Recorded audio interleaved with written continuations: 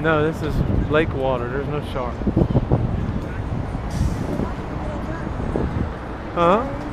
Go across. Yeah. It was built for the Quaker Oats Company as their headquarters, but the American Bar Association moved in.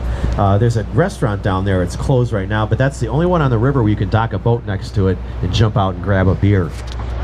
Now, the river used to be lined with lots of warehouses, and this was a warehouse at one time, this red brick structure. It's called the Reed Murdoch Center, designed by George Nimitz, 1914. The Monarch Food Company had a lion as their symbol. So if you look up at the very top of this tower, you can see lion heads made out of terracotta.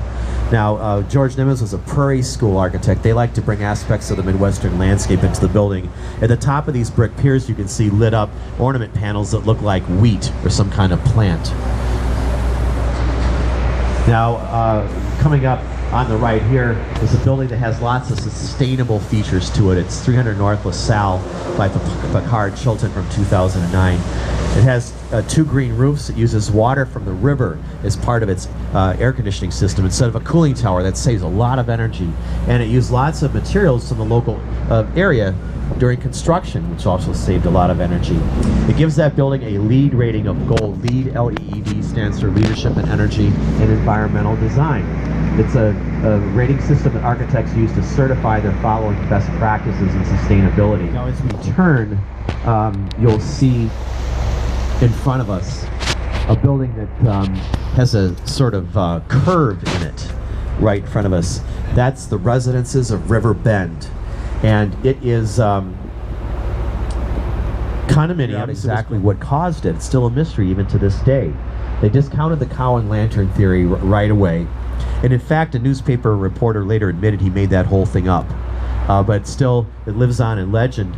But Mrs. O'Leary and the cow received an official exoneration from the city of Chicago at a city council ceremony back in the 1990s. Now, the city rebuilt itself very quickly. And one thing that was changed immediately was that it was made illegal to build buildings out of wood in the downtown. You had to use brick or stone or some fire-resistant material, and that meant it was going to get pretty expensive to build. And so property owners wanted to build more space so that they could rent out and get more money from tenants. And so this led the drive to build upward in the downtown, culminating in the building of the first skyscraper in the world in Chicago, 1885. It was called the Home Insurance Building, designed by William LeBaron Jenney. And it was not the tallest building in the city. It was only 10 stories. But the reason why historians look back and say that's the world's first skyscraper is that LeBaron Jenney used for the first time a steel skeletal frame to hold up the building. And then the outside wall was just attached to the frame, called a curtain wall.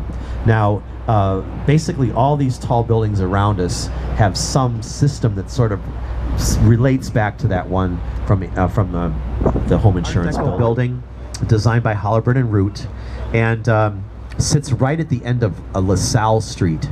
LaSalle Street is considered sort of the Midwest Wall Street. A lot of banks, the Board of Trade, other trading organizations there as well. Now, this was the tallest building in the city for quite a number of years. It was built right as the Great Depression set in, and so not much was built in the city. Now, the lawsuit was successful, and the city was forced to build the Chicago Harbor Lock, which is just in front of us here. You can see the red lights across the top of the steel doors. The lock is the second busiest in the country. 44,000 boats go through that on a yearly basis. It functions sort of like a valve. Transformation has been pretty phenomenal in this part of town. So again, a good photo spot, and please, everyone, remember to resist the temptation to stand on any bench or chair for your photos. Resist the urge.